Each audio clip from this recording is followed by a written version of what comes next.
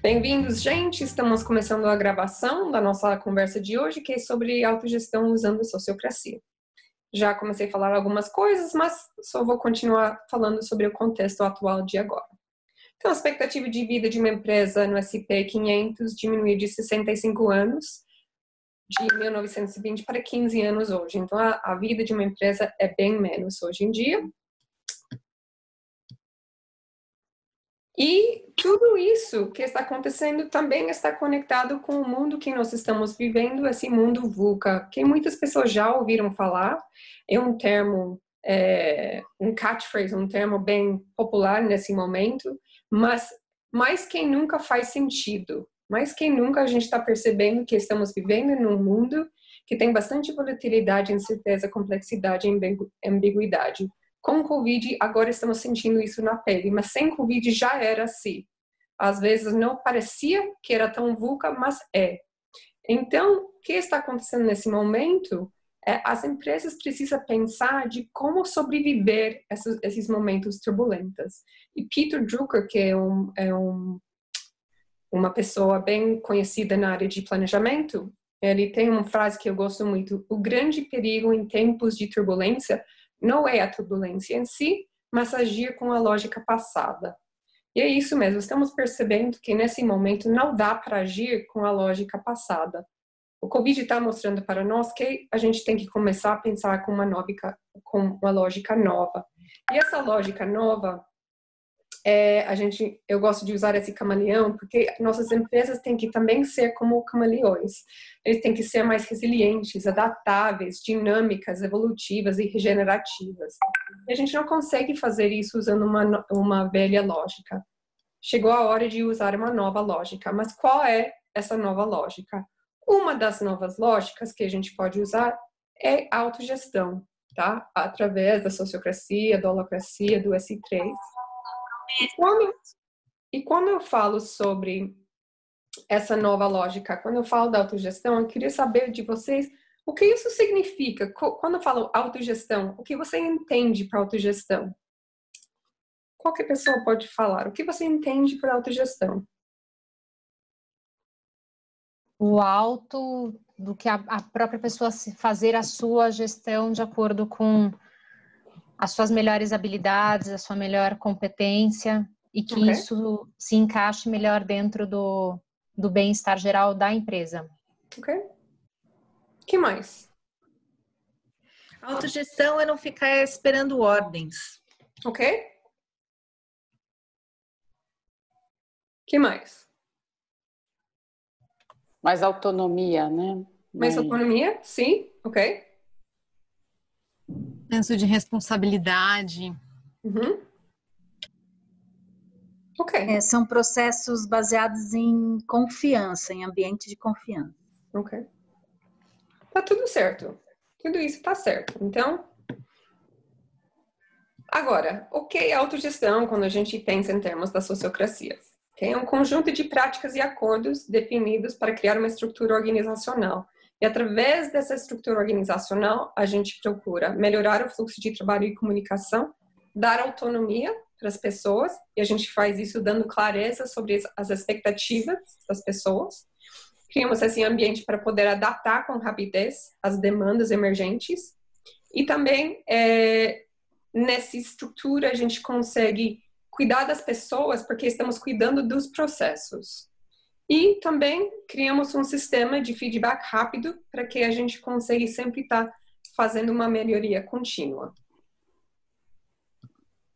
O que não é autogestão? Porque o que eu acabei de falar tá muito blá blá blá. Ainda não dá para entender o que é autogestão. Então, vamos falar o que não é autogestão. Autogestão não é uma gestão horizontal. Então, isso surpreende muitas pessoas. O que acontece? Numa organização mais hierárquica, a gente vai horizontalizar um pouco mais. Numa organização muito horizontal, a gente vai dando mais estrutura. Então, não é uma organização hierárquica, nem uma organização horizontal, tá? É uma estrutura que ajuda uma organização a funcionar como estrutura que ajuda as pessoas a ter mais autonomia. Então, não é um ou outro. Então, quando a gente confunde autogestão com gestão horizontal, isso está errado. não é um lugar onde todos tomam decisões juntos. Isso é consenso. Na autogestão, a gente não usa consenso, a gente usa consentimento. Tá? Então, terceiro, não há consenso entre os envolvidos. Não é eu decido tudo a meu respeito de meu trabalho. Eu recebo um contorno, um propósito, responsabilidades, e a partir disso eu decido como eu vou fazer. Mas o que eu vou fazer é decidido por mim. E não é uma estrutura mais fluida e flexível, é uma estrutura muito clara. Para ter uma autogestão, para que as pessoas não precisam de um chefe, uma pessoa que dá ordem, a gente precisa ter uma estrutura bem clara, para que as pessoas conseguem se autogerir. Ok? O que a gente ganha, então, com autogestão? A gente ganha transparência nos processos, porque a gente traz mais clareza sobre quem faz o quê, quem está responsável por quê. E a partir disso, as pessoas conseguem criar um fluxo de comunicação diretamente com as pessoas que estão responsáveis para cuidar de alguma coisa. A gente não precisa ir através do chefe ou ir através do gestor. A gente sabe onde encontrar informação e a gente sabe com quem falar sobre alguma tensão que nós temos, uma decisão que tem que ser feita. É algo que é escalável. Então, a sociocracia, ele trabalha com círculos e papéis, uma estrutura que a gente consegue sempre aumentar ou diminuir dependendo da demanda da organização. As tomadas de decisões são cada vez mais ágeis. Isso é porque quando a gente distribui autonomia e autoridade para as pessoas, estamos dando para eles uma área de autonomia onde eles podem tomar decisões. Então, mais pessoas estão aptas para tomar decisões. Então, as decisões não estão feitas só pelos gestores, mas estão feitas com o maior número de pessoas. Dinamismo e adaptabilidade. Então, a estrutura de círculos e papéis é muito vivo. Então, a gente pode criar e dissolver círculos e papéis a qualquer momento. Eu vou falar mais sobre círculos e papéis daqui a pouco. Mas nossa estrutura, ele sempre está mudando. Tá? Então, não é como uma organização onde a gente tem um departamento e para fazer essa reestruturação do departamento envolve um processo muito longo. E de um dia para o outro a gente consegue dissolver um círculo e criar um outro. E isso é muito... a gente tem uma facilidade de fazer isso e quando a gente faz isso a gente consegue responder com rapidez às demandas emergentes. Aprendizado e crescimento pessoal. Como a gente tem mais transparência, os gargalos ficam mais abertos para as pessoas, tá? Então, a gente consegue cuidar com mais rapidez os problemas e aprender com eles também. Talentos. Como a gente trabalha com papéis e não cargos, as pessoas vão ter vários papéis, tá? Então, eu posso trabalhar nas coisas onde eu tenho talento para fazer. Então, onde eu me encontro, onde eu percebo que eu tenho um talento, algo para oferecer, eu posso me colocar naquele papel. Então, muitas vezes a gente fica num cargo, por exemplo, a gente vai seguindo um plano de carreira até a gente chega no topo desse plano de carreira. E chegando lá, a gente percebe que a gente nem tem os talentos para isso. Inclusive, tem um princípio de Peter que fala que a gente vai promovendo alguém até chega no topo e quando chega lá, a pessoa não tem muita habilidade para estar naquele lugar. E nesse ambiente de trabalho, a gente cria espaço para o desenvolvimento de pessoas e das relações. Porque além de ter um espaço para fazer decisões de governança, cuidar das operações, também a gente tem um espaço para cuidar das relações. Então, esses são os ganhos que a gente tem. Ok, então quem está nesse movimento, nesse movimento de organizações evolutivas? Aqui são algumas organizações que estão fazendo isso. Organização Próspera, Organizações Orgânicas, Sociocracia Brasil, são alguns que estão aqui no Brasil e os outros estão fora do Brasil. Aqui são organizações que estão usando autogestão, bem conhecidos no mundo, usando autogestão. E aqui são algumas organizações que eu acompanho com as pessoas com quem eu trabalho, com Tayon e Bioinspiral. estou acompanhando diretamente ou indiretamente essas organizações. Ok. Então, tá bom. Então, eu gosto de trazer esses princípios da sociocracia 3.0. Quando eu falo de sociocracia, tem sociocracia clássica, sociocracia 3.0 e tem holocracia e organizações orgânicas. Todos nasceram da sociocracia clássica, tá?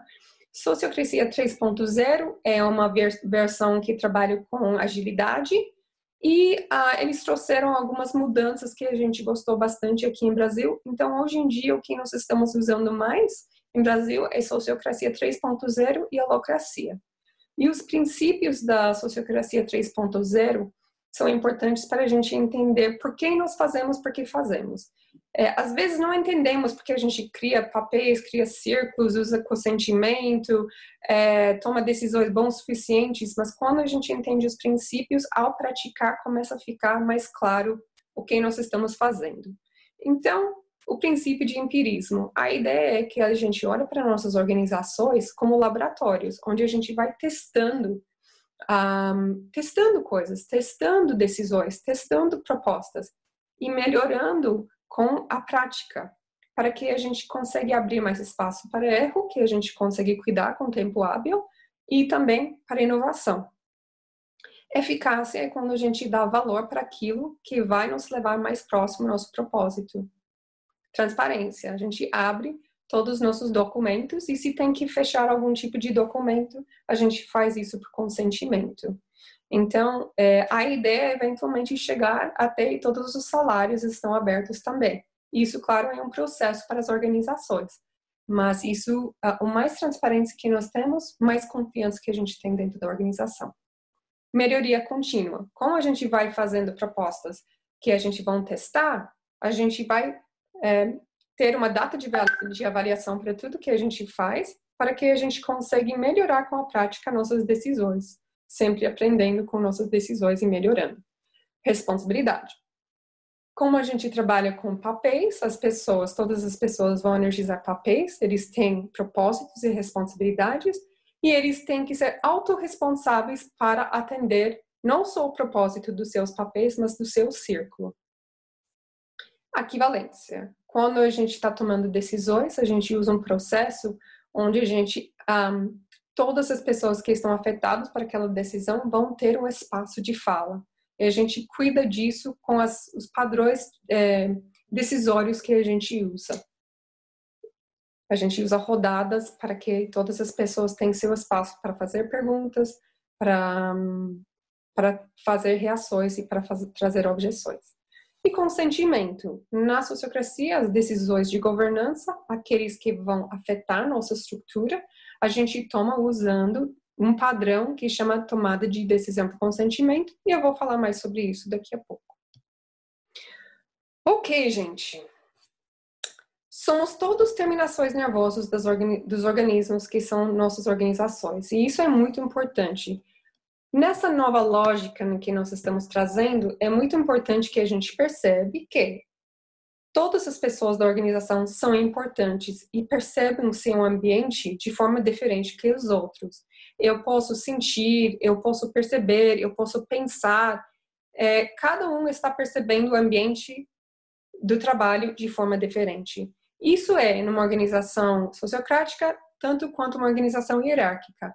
Qual é a diferença? Nas organizações autogestionadas por sociocracia, a ideia é o que traz o movimento dentro da organização são as tensões. Então, nós precisamos abrir caminhos claros para que todas as tensões das pessoas, que são as terminações nervosas da organização, conseguem encaminhar essas tensões.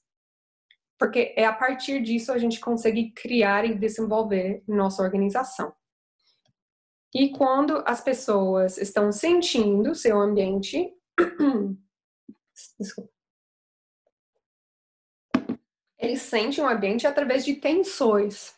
E uma tensão é exatamente o que você vê, esse elástico, é aquilo que é entre minha realidade atual e a realidade desejada. Então, nesse momento, eu estou percebendo alguma coisa e eu gostaria que fosse outro jeito. Entre um e o outro, tem um leque de possibilidades. Tá? Então, a tensão ele pode ser olhado como uma coisa negativa, mas é algo muito positivo, porque é algo que traz desafios, oportunidades para a organização e algo que a gente pode levar para ser cuidado dentro da organização. Então, tensões são vida, tensões trazem movimento. E tem algumas maneiras para cuidar de uma tensão. Nós podemos fazer uma ação, nós podemos criar um círculo, criar um papel ou criar um acordo. São essas 4 maneiras que a gente pode cuidar de uma tensão. Uma ação a gente consegue fazer, talvez sozinhos ou pedir alguma ação de uma outra pessoa, mas o círculo, papel e acordo é algo que a gente precisa cuidar dentro de uma reunião de governança, porque afeta a nossa estrutura. Então, eu queria falar um pouco sobre estrutura na autogestão. Mas primeiro eu queria fazer um jogo com vocês. Eu vou abrir aqui nossa... Ixi, como eu abro totalmente aqui? Aqui, tá bom. Eu vou parar de compartilhar minha tela. Vocês estão vendo, todo mundo? Então, eu queria fazer um jogo com vocês. Jogo de fiscalização, para a gente tentar entender um pouco como é essa estrutura, não? Então, vamos supor que todos nós vamos tomar uma decisão em conjunto. Quais são os benefícios de tomar uma decisão todos nós, todos juntos? Quais são os benefícios? A gente vai ter a visão do todo, poder entender como contribuir. Ok, que mais? Comprometimento de todos. Ok, que mais? Vai ter ninguém falando, isso aí vai dar errado. Ok, que mais? Mais alguma coisa? A autorresponsabilidade, né? Ok. E quais são os desafios de tomar uma decisão todo mundo junto? O consenso. Tá? Ok? O consenso. Consenso, ok? O que é o consenso? A dificuldade de todos chegar num acordo. Isso. Porque Não necessariamente, e não necessariamente o consenso traz a melhor decisão, né? Sim. Também, exatamente. Também não necessariamente traz a melhor decisão. Ok? O que mais? Dependendo da diversidade do grupo, é muito difícil tomar uma decisão em conjunto. Se são atores de diferentes categorias, é extremamente difícil. Então. Divergência entre pessoas que vão operar aquilo e quem só está dando palpite, né? Que não consegue ver os desafios na prática. Sim. E também tem jogo de poder, né? E oculto que acaba governando as decisões em função desse jogo de poder e não do que precisa ser decidido, né? Isso.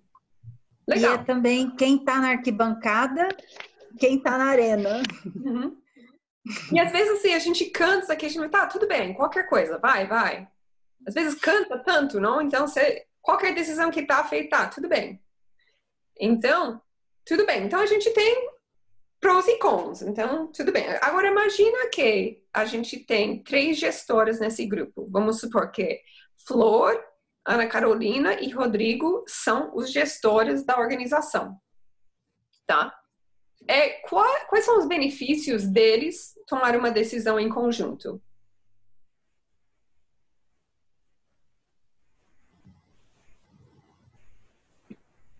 A gente vai poder colocar as nossas equipes para trabalhar de forma para se apoiar em relação a essa decisão conjunta. Ok, tá bom. Que mais? Talvez vocês tenham um olhar mais estratégico por ser gestores. Pode ser. Que mais? Tânia, quando você fala da gente tomar essa decisão em conjunto, você diz nós 3, os gestores? Isso, só vocês 3. Só nós 3. Você e gestor. Ana Carolina também e Flor também. São gestores da nossa organização. Pode ser mais fácil e mais rápido entrar num acordo entre 3 do que em 15. Isso, exatamente. É mais rápido. Mais rápido. É mais rápido também para formular uma proposta a ser apresentada, em vez de chegar com uma ideia muito aberta. Tá. Acho que dá uma sensação de maior controle. Ok. Sim. Yeah. Uhum. Ok, agora você falou que tem 15 pessoas, vamos supor que não tem 15, tem quase 15. Então vamos supor que Rodrigo tem uma equipe de 4 pessoas, Ana Carolina tem uma equipe de 4 pessoas e Flor tem uma equipe de 4 pessoas, tá? Então, tudo bem. Então estamos com 12 pessoas na organização. Agora, qual é o desafio de tomar essa decisão sobre os gestores? Não considerar fatores do que os colaboradores abaixo poderiam trazer que sejam relevantes à prática do dia, que pode trazer insights importantes. Ok. Legal. Que mais? Engajamento. Engajamento, ok. Falta de engajamento? Falta de engajamento dos outros? É isso? Aham. Ok. E pode ser uma decisão enviesada também, né? Porque falta de diferentes olhares sobre. Aham. Ok. Muito bom. Gente, eu vou colocar meu celular no... Talvez tenha uma questão o jogo de poder entre os três pode ficar menos transparente, pode ficar velado para o resto da organização. Os acordos, o que o Rodrigo abre mão versus o que a Ana Carolina está pedindo. Legal. Pode não ser transparente. Perfeito. Então, assim, vamos supor que o Rodrigo, Ana Carolina e Flor são os líderes operacionais. Isso é um papel dentro da sociocracia. Um líder operacional não é um coordenador, tá? Às vezes, as pessoas confundem esse papel como ser o coordenador. Não é. É um grupo, é uma pessoa, é um papel que está a serviço do grupo, tá? Que ajuda a desbloquear o trabalho operacional quando é necessário. Dá feedback quando é necessário, tá? Mas a ideia o líder operacional cuida dos processos para que as pessoas podem se cuidar. Ok? Então, vamos supor que são 3 líderes operacionais. Dentro de cada grupo, também, a gente precisa fazer uma seleção de um representante. Então, o líder operacional, normalmente, é selecionado, indicado para o chefe. Então, vamos supor que eu sou chefe, tá? E eu indiquei essas 3 pessoas.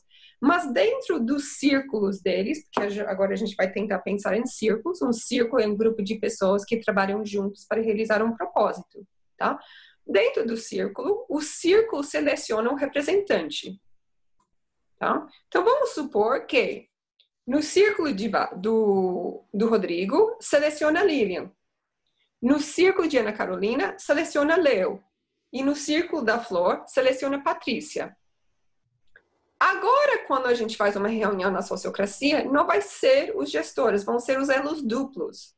Vão ser os líderes operacionais e o representante de cada círculo. O líder operacional, tá? Ele cuida do trabalho no dia a dia, mas também ele cuida da visão da organização.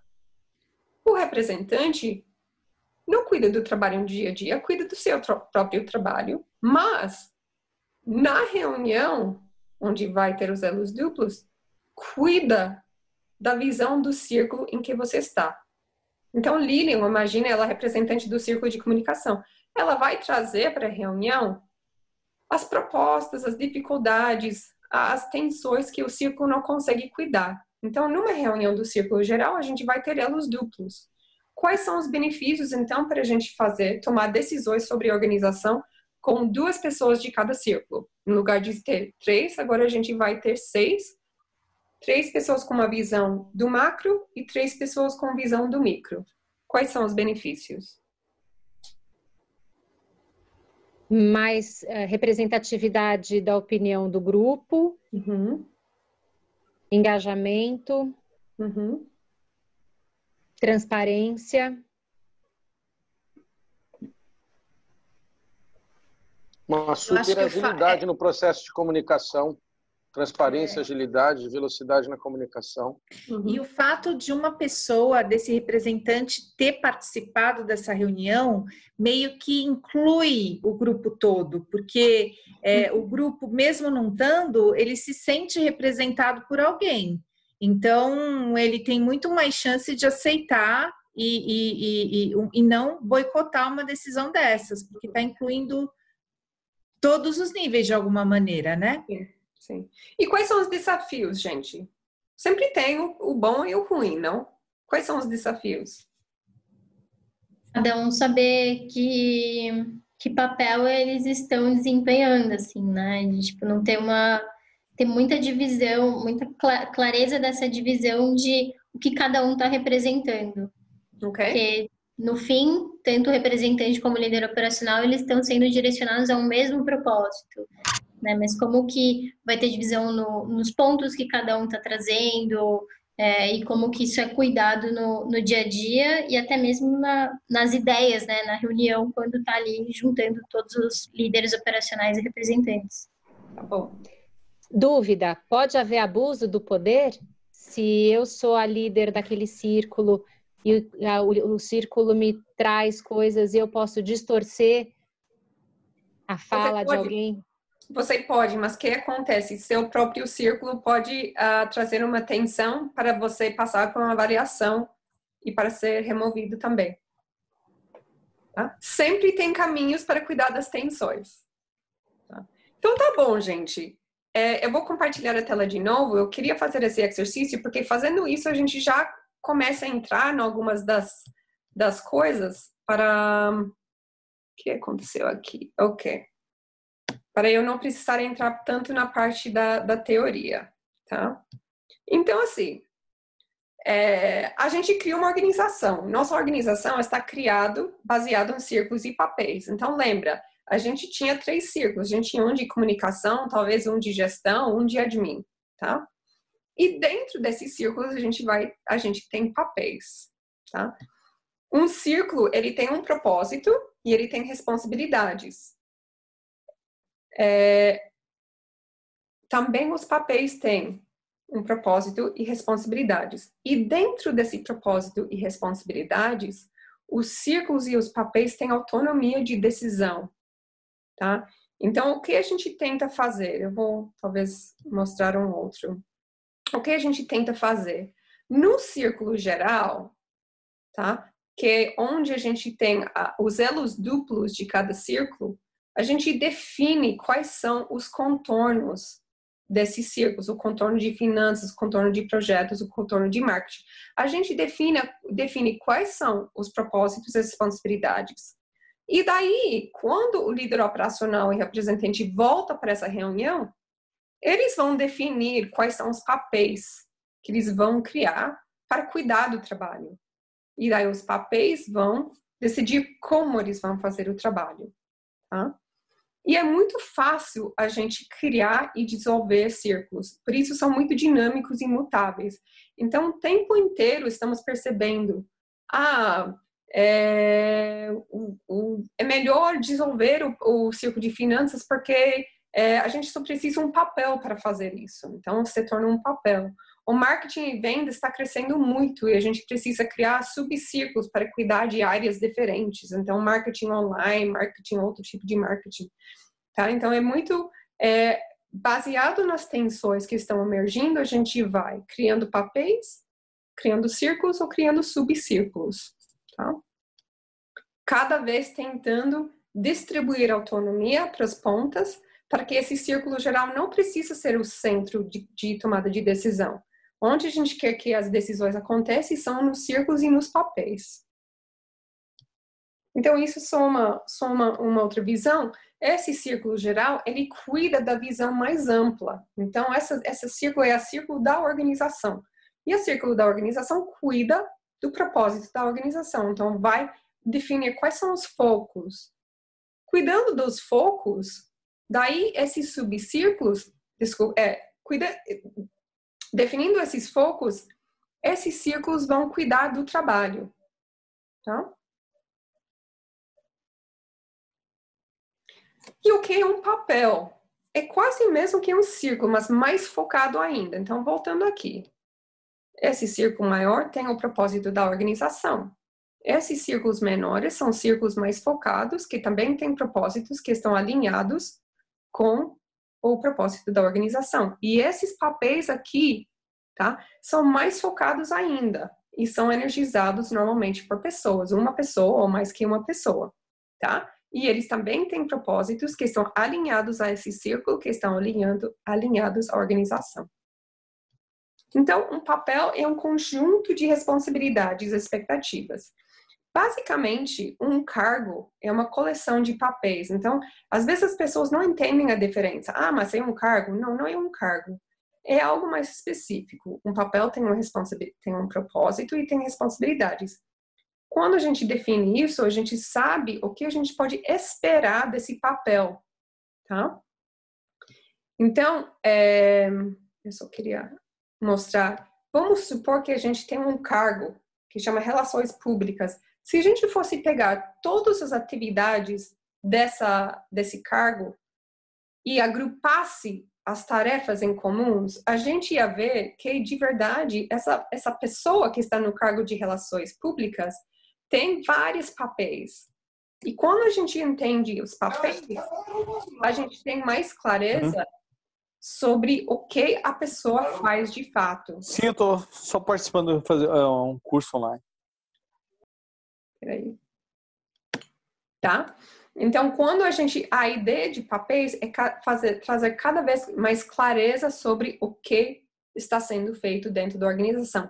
E essa forma que a gente consegue dinamizar a comunicação entre as pessoas e também a gente consegue criar uma estrutura onde a gente não precisa ir através do chefe para saber onde encaminhar as tensões, onde procurar uma decisão, onde achar uma informação. Tá? Então, os papéis trazem mais clareza. E só voltando aqui também, tem alguns papéis, a gente tem alguns tipos de papéis. A gente tem os papéis estruturais e papéis operacionais. Os papéis operacionais são essas que vão fazer o trabalho, tá? E os papéis estruturais são os papéis que a gente precisa dentro de um círculo. Aqui usei outros termos que eu esqueci de trocar. Mas lembra que a gente tinha líder operacional e a gente tinha representante, tá? Um círculo tem uma complexidade adicionada, porque para ter um círculo você tem que ter reuniões de governança. Para ter reuniões de governança, você precisa ter um facilitador que facilita os processos, um secretário que cuida do diário de bordo e um líder operacional que cuida do trabalho do dia a dia e o representante que vai representar o grupo no círculo maior. Então, esses são os papéis estruturais que a gente precisa ter dentro de um círculo. E os papéis operacionais são os papéis que o círculo cria para realizar o trabalho. Gente, até aqui tem alguma pergunta?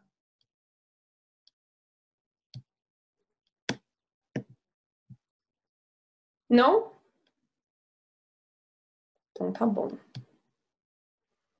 Então eu coloquei isso para vocês, eu não vou ler, mas quando eu passo a apresentação para vocês, vocês podem dar uma olhada para entender melhor um pouco essa diferença entre cargo e papel, tá? Porque às vezes é difícil para as pessoas entender, mas cargo só para resumir rapidamente, não? Normalmente uma pessoa fica num cargo, normalmente o cargo não muda, ele é algo que ele é estático, os papéis estão mudando o tempo inteiro.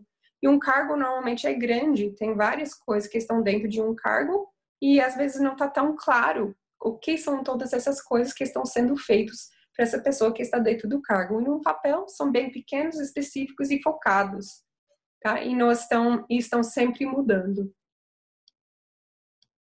Ok. Pessoas não são iguais a papéis. Então, quando eu falo quando a gente fala papel, não quer dizer que um papel uma pessoa está energizando só um papel.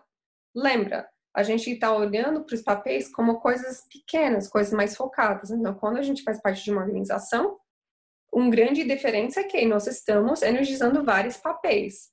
Então, quando a gente tem um cargo, normalmente a gente trabalha num departamento. Mas quando a gente tem papéis, eu posso ter um papel num círculo, ter um outro papel em outro círculo, e um outro em outro círculo. Eu posso estar em 3 ou 4 círculos. Eu posso estar em vários círculos, dependendo dos papéis que eu estou energizando. Eu, por exemplo, numa organização que eu faço parte, eu tenho mais ou menos 12 papéis. Tá? Então, normalmente, a gente tem vários papéis. Então, não, pessoas não são iguais aos papéis, tá? E a gente pode, por exemplo, num dos nossos papéis, eu posso ser o líder operacional. E um outro, eu posso ter um papel operacional. Um outro, eu posso ser o facilitador. Eu posso ter vários papéis diferentes. E o que isso significa? Quando a gente pratica, quando a gente tem papéis, vai ter momentos onde eu vou ser chefe, onde eu vou mandar, porque eu tenho autoridade de tomar tal decisão. Então, vai ter momentos que eu vou mandar no chefe, porque eu fui dado essa autoridade de decidir alguma coisa. E vai ter momentos que eu vou precisar seguir a ordem das outras pessoas, dependendo de quem tem a autoridade de tomar tal decisão. Então, a gente aprende de viver de uma forma de ser bons líderes e bons seguidores. E a gente vê nossa liderança emerge dependendo da situação. Então, só alguns esclarecimentos, porque eu sei que às vezes é difícil entender essas duas coisas. Então, papel não é igual a cargo, tá? Mais papéis não significa mais trabalho, tá? Normalmente, quando a gente faz os papéis, cria os papéis dentro da organização, o que acontece? Eu começo a ter mais clareza, de fato, do que eu estou fazendo. Eu posso ter 20 papéis, onde antes eu tinha um cargo, mas desse processo eu começo a perceber coisas que eu não preciso fazer, que outra pessoa pode fazer. Alguns papéis estão atrelados a outras pessoas. Eu tenho mais clareza, então eu só faço o que está dentro dos meus papéis. Eu posso aprender a dizer não, porque algo não está dentro da minha área de autonomia, tá? Então não significa mais trabalho. Mais papéis não significa ganhar mais também. Tá, então também isso é uma outra coisa, as pessoas, agora eu vou ter 1000 papéis, eu vou ganhar bem mais. Não necessariamente que seu trabalho está aumentando. Pode ser que está, pode ser que não está, mas não depende do número de papéis. Mais papéis pode significar fazer coisas que gosto para além das coisas que já faço. Porque pode ser, por exemplo, eu estava dentro de uma organização fazendo a consultoria e uma das pessoas uma das chefes, ela precisava ter um papel de gerente, mas ela adorava números. E ela queria sempre fazer o papel financeiro, mas ela não sentiu que ela podia, porque ela era gerente, ela era dona da empresa, uma das donas da empresa, advogada. E ela passou por um processo, quando a gente começou a trabalhar com ela, passou por um processo de coaching só para se permitir de entrar num papel financeiro onde eu estava bem mais feliz e sair de um papel de gestor no dia a dia. Ainda ela é chefe, ainda ela toma decisões como sócia que são necessárias, mas ela está fazendo coisas que ela gosta mais. E mais papéis podem significar aprender mais coisas novas. Ok, alguma pergunta sobre papéis? Sim. Com que frequência esses papéis são perenes? Esses papéis são revisados com uma certa periodicidade? Sim. Como é que funciona? Depende, assim, cada papel tem uma data de avaliação, tá? Então, tem alguns papéis que a gente pensa, não sei, esse papel é um risco, vamos dar uma data de avaliação menor, tá? E a gente avalia se esse papel ainda serve, se a gente precisa alterar algumas coisas. O que mais acontece? Ao praticar o papel, a gente começa a perceber que eu estou fazendo coisas que não estão descritas ou não refletem a descrição, tá? No momento que eu percebo isso, ou o líder operacional percebe isso, ou qualquer outra pessoa no círculo percebe isso, traz isso para a reunião de governança para a gente fazer ajustes. Isso acontece, é muito comum. Então, sempre estamos ajustando os papéis para refletir a prática, tá? E muitas vezes a gente percebe, nossa, esse papel eu não estou fazendo muito. Então, eu estou num papel, mas eu não estou fazendo isso muito. Eu trago isso para uma reunião. Gente, assim, eu estou nesse papel, mas eu não estou exercitando esse papel, não estou energizando esse papel. A gente quer ainda ou não quer ainda. Então, é muito dinâmico, Cintia. Não tem uma resposta clara. É muito dinâmico. Os papéis estão sendo alteradas, criadas, dissolvidas o tempo inteiro, dependendo das tensões emergentes. E por isso é muito importante as pessoas estar bem atentas às tensões que eles estão sentindo em relação ao trabalho. Tá? Mas cada papel tem uma data de avaliação. Você sabe, Tânia, que eu estou pensando aqui, né, em correlação de exemplos práticos, eu fiquei pensando, né, e aí eu tenho um escritório de advocacia que me atende. Uhum. E eu não sei, acho que eles não, acho que foi mais natural, não sei se foi pela sociocracia, se perguntar para a dona do escritório, você usou sociocracia para se organizar desse jeito? Não sei o que ela vai responder. Mas eles, para atender o cliente, eles atendem em times. E tem papéis, então tem o líder da reunião, tem o especialista e tem o padrinho ou a madrinha da conta. Mas eu confesso para você que os papéis estão tão tensos que para o cliente fica hiper confuso, porque eles vão mudando. Então, tipo, a minha madrinha, desde que eu tô lá, já mudou tipo 5 vezes. E cada vez que uma madrinha é instituída, ela liga para mim para saber como é que eu tô. Às vezes. Então, é muito interessante. Estou falando do Gui, deve ter ouvido, porque a Joana, no escritório dela, Gui, eu acho que é muito isso. Mas para o cliente fica muito confuso, entendeu? Então, só te falando o que eu vejo na prática. Eu entendo, o papel para mim está claro com o cliente, porque com a madrinha eu vou falar se eu não estou satisfeita, entendeu? Sim. Com o líder da reunião, eu vou falar sobre a pauta dos assuntos que eu tenho que resolver. Sim. E o especialista é o especialista no assunto da decisão. Isso para mim fica muito claro, mas essas tensões entre eles... Mas traz isso como tensão, Cíntia. Traz isso como tensão. Você cliente... Porque mas você acha que eu não trago? Lógico que eu trago. Perfeito, muito bom. Tem que trazer, exatamente. Mais alguém? Mas deixa eu só aproveitar esse exemplo que a Cíntia deu, porque, Cíntia, apesar de você colocar suas tensões, a madrinha continua sendo trocada com muita frequência.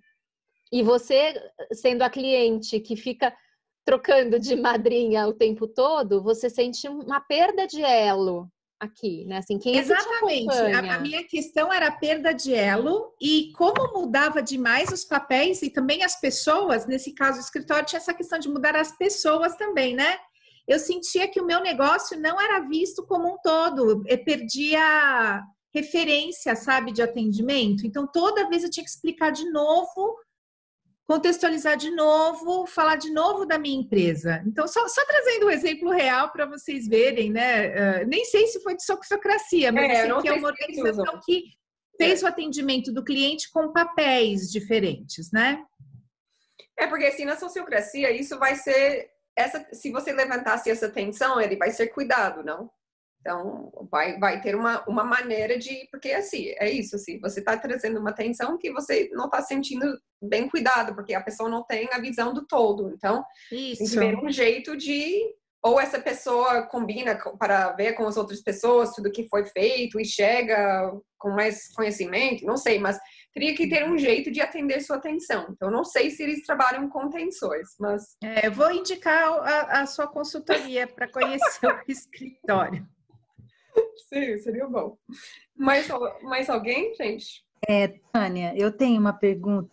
Queria saber, assim, numa organização em que está implantando a sociocracia, fazer essa transição eu acho que é bem difícil, assim. Muito. Eu acompanhei alguma coisa e vejo que é uma transição muito, até às vezes dolorosa, às vezes não dá certo. Muito ou dolorosa. Às vezes a organização cria uma nova forma de se organizar, de criar os seus papéis e tudo mais de maneira mais horizontal do que vertical, mas ainda não é a sociocracia de fato. Então, isso é uma coisa, queria saber como é que você vê isso. E a coisa da estrutura. Qual é a estrutura que normalmente uma organização como você está falando opera? Tá, a primeira pergunta é muito doloroso porque é uma mudança de cultura. Porque assim, o que acontece na sociocracia? Nós estamos fazendo uma mudança onde você tem uma situação de comando e controle, onde as pessoas estão mais acostumadas de receber ordem, para onde as pessoas têm que ter responsabilidade de agir e autonomia. Então, às vezes as pessoas falam, o chefe não quer abrir mão. Muitas vezes não é o caso. Muitas vezes as pessoas não querem abrir mão de uma pessoa mandar neles. Porque é mais fácil. Se o erro, a culpa não vai ser meu, vai ser do gestor. Então, assim, é uma mudança de cultura para os chefes e uma mudança de cultura para as pessoas também. Então, assim... uma coisa a ver com maturidade também, né? Sim. Porque tem, assim, aquelas pessoas que normalmente passaram a vida toda esperando alguém dizer para elas o que deve ser feito. Né? Sim, exatamente. Quando ela tem essa responsabilidade, é um choque. Exatamente. E além disso, a maioria dos ambientes de trabalho usam punição. Então, punição se erra. E a sociocracia, você precisa abrir espaço de errar. Por isso, o empirismo é um dos princípios. Só que assim, é criar um espaço de erro onde você tem tempo hábil para cuidar.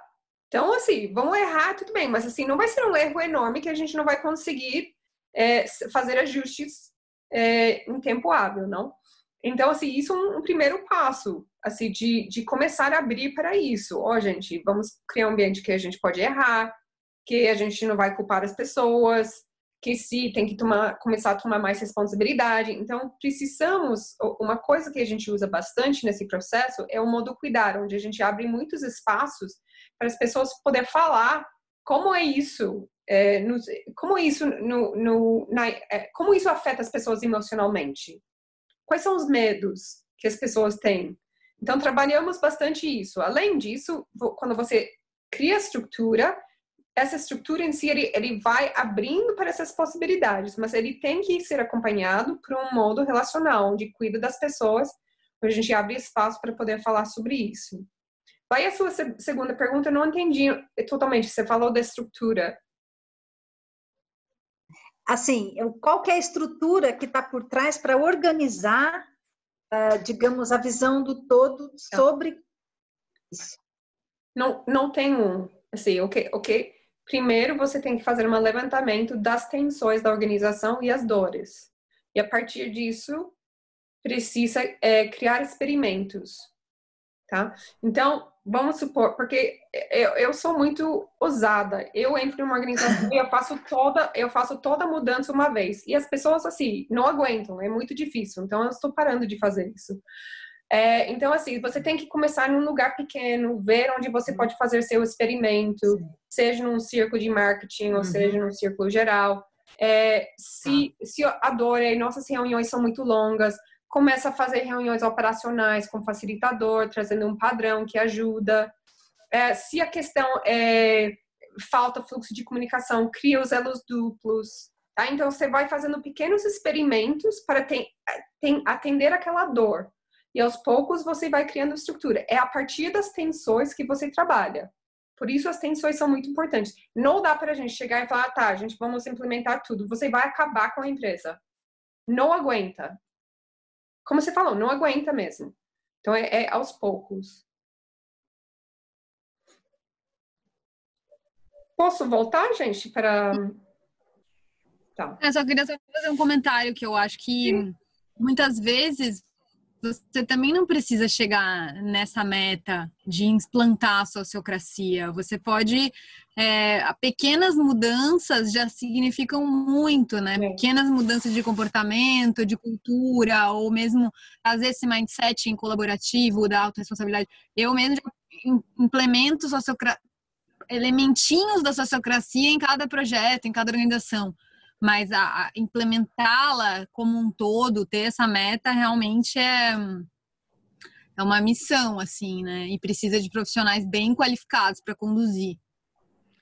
Mas agora, no surgimento de uma startup, de uma empresa, ela pode nascer sociocrática, total, né? Se a visão do líder é essa, se é um cara de cabeça aberta, se é um cara que já está mais descolado, ele já pode começar com isso. Isso também só vai atrair talentos e pessoas nessa vibe também. Eu acho que uma grande questão é que as pessoas que têm organizações já estruturadas já vieram de uma outra mentalidade, né? E essa mudança de cabeça, ela é complicada.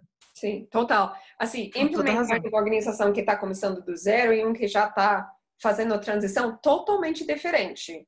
É bem mais fácil quando é do zero, não ajuda muito.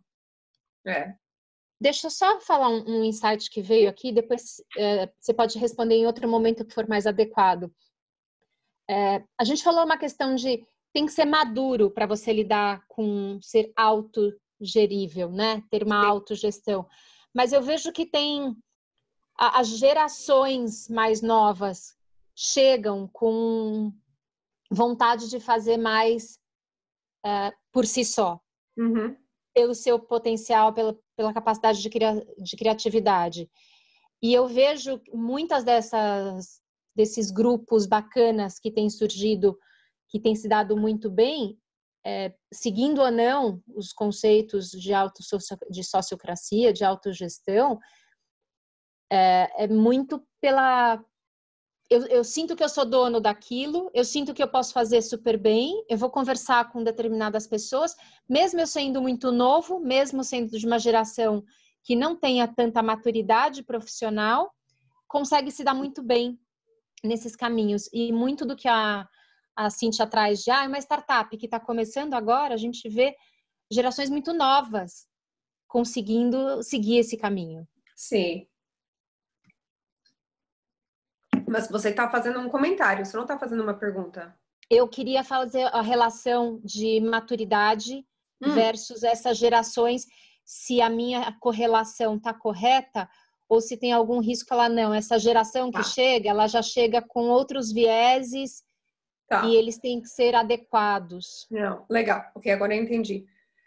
Uma das coisas que eu acho que ajudou bastante a autogestão a emergir era a internet. Porque na internet, quando a gente teve essa idade da digitalização, a gente começou a perceber que não dava para concentrar a informação mais. Não quer dizer que a informação não está concentrada. Gente, dá para mutar quem está falando? Eu não estou conseguindo. Tá. O que acontece com a era da digitalização? A gente começa a perceber que a informação ele não consegue ser centralizado, tá? A gente sabe que ainda está centralizado, mas assim, em alguns pontos de poder, mas ele está menos. A gente consegue acessar mais informação hoje em dia. Então, as gerações mais novas estão nascendo dentro disso. Com mais clareza de como captar a informação, a importância de compartilhar essa informação, a importância de compartilhar transparência, de Creative Commons, um monte dessas coisas. Então, você olha para a Ana Carolina, você vai ver, ela é craque nas coisas digitais, totalmente. Ela é mais nova, ela é craque. E é isso, ela já entra na sociocracia. É simples para ela, não? Então, eu acho que a geração tem isso, especialmente por causa dessa era da digitalização, esses últimos anos que a gente vem aperfeiçoando essas ferramentas mais e mais. Isso não quer dizer que ainda não existem algumas estruturas hierárquicas dentro de cada um que a gente tem que trabalhar, com certeza. Mas eu acho que as novas gerações têm mais facilidade. Então, tá bom, gente. Então, eu já falei sobre os elos duplos, só para colocar aqui para vocês, que é uma das regras da sociocracia. A gente precisa ter os elos duplos para manter esse fluxo de informação, para garantir esse fluxo de informação entre os círculos, para que os círculos não funcionem como silos, mas que tem uma informação fluida entre todos os círculos, e para que a gente cuida da visão mais ampla e cuida do micro também. E como isso funciona, só para ter uma visão de como é isso, não? Então, a gente já viu isso, mas só para resgatar um pouco. Então, a gente tem um círculo geral. Dentro do círculo geral, a gente tem nossos círculos maiores, tá? E dentro desses círculos maiores pode ter círculos a gente tem o círculo geral, que é o círculo maior. Daí a gente tem os subcírculos, que são os círculos que têm mais foco. E os círculos que estão dentro dos subcírculos chama subcírculos. E também esses círculos podem ter subcírculos. Por isso é fractal, por isso é escalável, tá?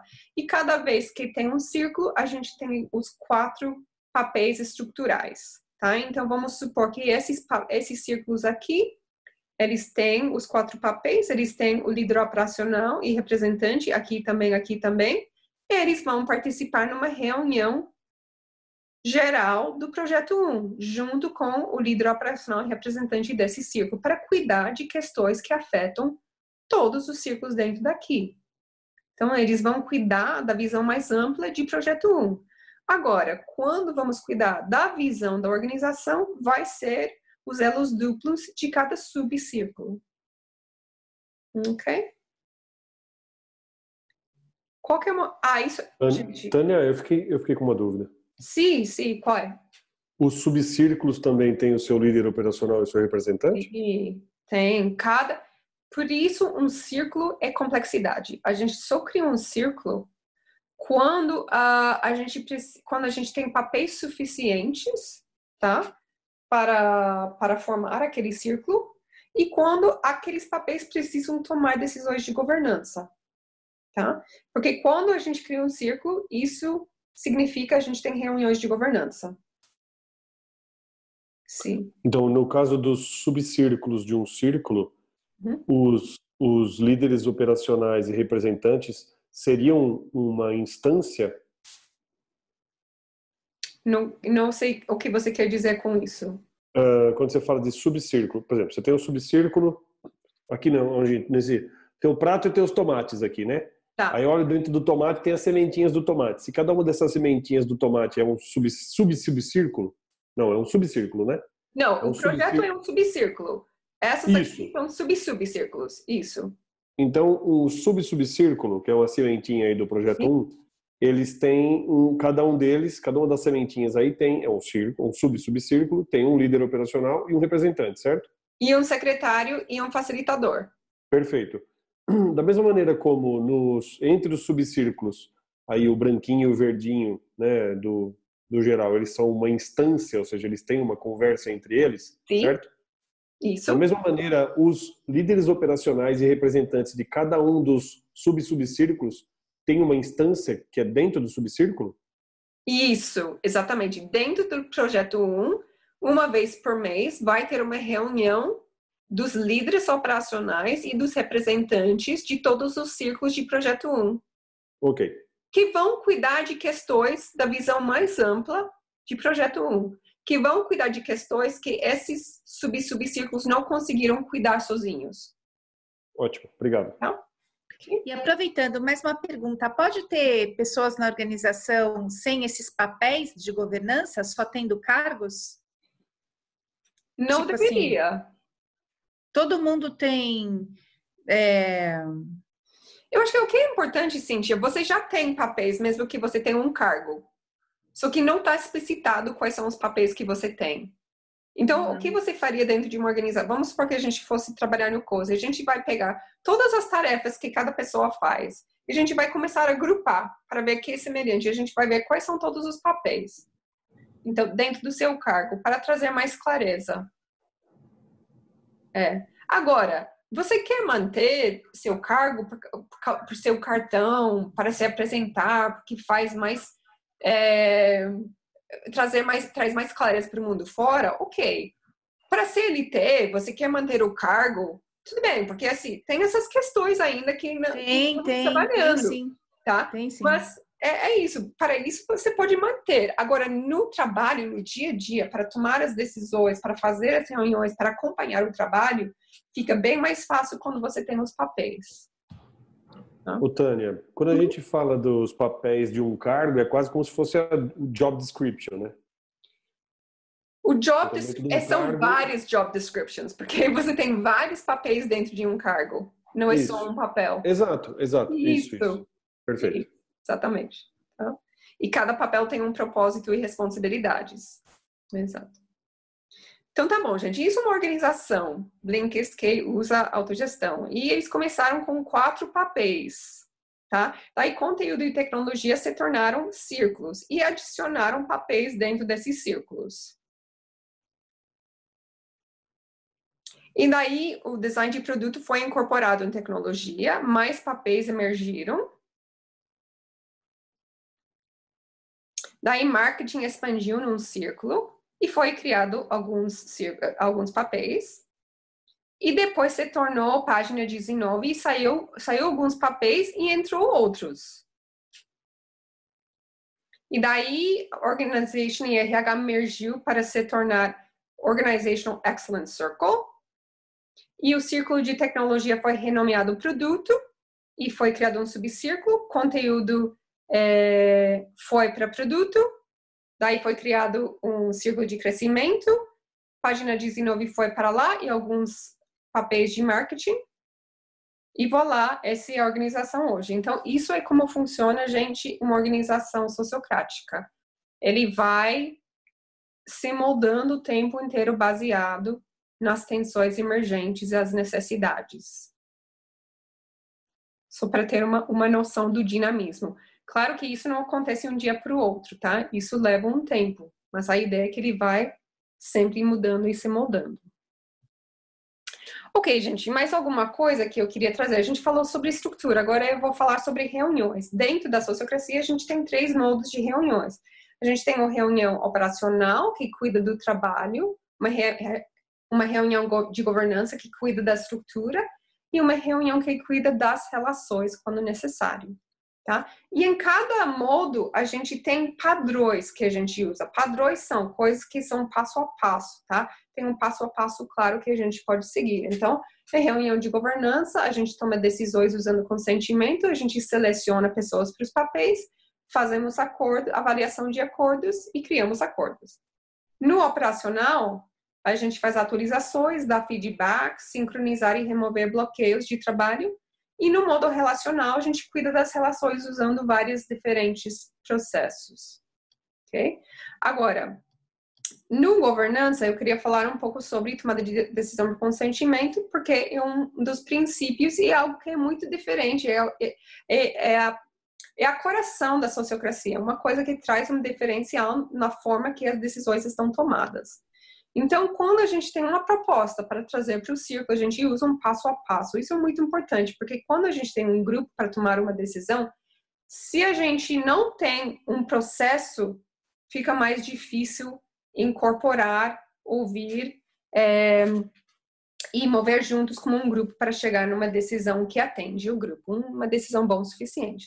Então, esse é o padrão. A gente apresenta a proposta e a gente faz uma rodada de perguntas de esclarecimento. Todas as pessoas tiram suas dúvidas sobre a proposta. Quando todas as pessoas têm clareza sobre a proposta, a gente faz uma rodada de considerações. Então, nessa rodada, você fala qualquer coisa. Depois disso, a gente pode emendar, a pessoa que trouxe a proposta pode emendar a proposta. E daí, vamos para a rodada de consentimento ou rodada de objeções. E daí, objeções são a coração da sociocracia, porque objeções são razões pela qual a proposta que está na mesa vai dar ruim. Então, não são razões que você não gostou da proposta ou que você preferia modificar ou uma sugestão que você gostaria de trazer. Não, é uma razão pela qual a proposta como aí vai dar ruim. Lembrando que estamos tentando tomar decisões que são bons o suficientes para agora e seguros o suficientes para testar. A ideia na sociocracia é testar empirismo, testar nossas decisões. Então, a gente precisa de algo que é bom o suficiente para testar. Então, em lugar de procurar aquilo que todo mundo gosta, a preferência de todos, que seria consenso, a gente usa objeções, razões pela qual a proposta como ele pode dar ruim. E daí a pessoa traz sua objeção e a gente vai integrando e mudando a proposta para que ele é seguro o suficiente para testar. O padrão em si, ele tem um metapadrão por trás. Então, quando a gente faz esse processo, primeiro estamos ajudando o grupo a entender a proposta, todo mundo junto. Daí, com as considerações, estamos explorando a proposta. E depois de entender e explorar, podemos decidir. Então, tem um metapadrão por trás do padrão. E o que é uma objeção? Só para ter uma clareza, o que é uma objeção? Eu falei que é uma razão pela qual algo pode dar ruim, tá? Mas é algo que está fora da nossa área de tolerância, porque a gente sabe que vai dar ruim. Então, aqui no cume é nossa preferência, isso é consenso. A gente não está procurando consenso, estamos procurando algo que está dentro da nossa faixa de tolerância, algo que não afeta nosso trabalho, algo que nos permite ainda atender nosso propósito, mesmo que eu não tenho certeza que vai dar certo, eu acho que dá para testar. Fora dessa faixa, a gente não tolera porque a gente tem uma razão pela qual vai afetar um dos nossos papéis fazer seu trabalho ou vai afetar o círculo atender seu propósito. Então, e assim, eu trouxe isso porque a Elaine gosta disso, mas ela não está aqui, então só para... As pessoas acham que às vezes o processo é muito engessado, porque tem que ter um passo a passo. Mas quando a gente deixa as reuniões fluir, que às vezes é muito gostoso, às vezes acontece coisas que a gente não percebe, tá? Então, nesse fluxo natural, a gente pode ter falta de informação, falta de empoderamento de algumas pessoas falar, mais foco no processo que no conteúdo e falta de escuta. Então, pode ser gostoso esse fluxo natural e o outro pode parecer mais engessado, mas temos que lembrar, tem um meta-padrão e esse meta-padrão é importante quando estamos trabalhando com grupos. Você sabe, Tânia, que quando você mostrou, né? Qual? Eu nem pensei. E aí, o meta-padrão. Tá. Eu acho que no começo pode ter dificuldade, mas depois as pessoas também pegam no tranco, né? E dá até mais estrutura para elas. Então, elas sabem como é que a decisão vai ser.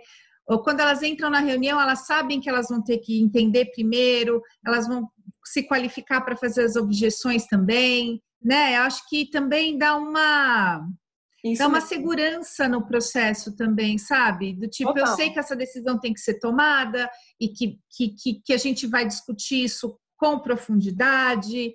Então, eu pensei mais nas vantagens de ter um processo, sabe? Não, e você falou certo, porque no começo as pessoas ficam, que chato, em qual passo estamos? Não entendi, mas eu quero falar agora. Mas eu vou perder meu pensamento. Mas agora eu tenho uma pergunta, já passou as perguntas? Então, assim, é difícil, porque é um padrão. A gente já tem um padrão para tomar decisões e a gente não sabe qual é esse padrão. Esse é o problema. Então, estamos tentando criar um outro padrão claro. Para que quando a gente vai tomar decisões, a gente lembra, primeiro entender, depois explorar, depois decidir. Demora sim, Cíntia, mas depois flui super bem. E como que os papéis interferem nesse padrão decisório? Os papéis, é muito legal. Os papéis ajudam a trazer objeções, porque a objeção normalmente é baseada na razão pela qual algo vai dar ruim. Então, essa proposta como lei vai dar um dano, vai causar um dano. Para quê? Para o trabalho de um papel ou para o círculo atender seu propósito. E eu, dentro do meu papel, eu tenho clareza de como aquela proposta pode me afetar dentro do meu papel.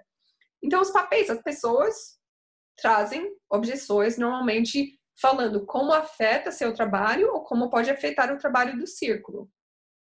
Tá? Então, quando a gente tem clareza de nosso trabalho e o trabalho dos outros, a gente tem mais facilidade de olhar para aquela proposta e ver se ele vai causar um dano, a gente testando ele.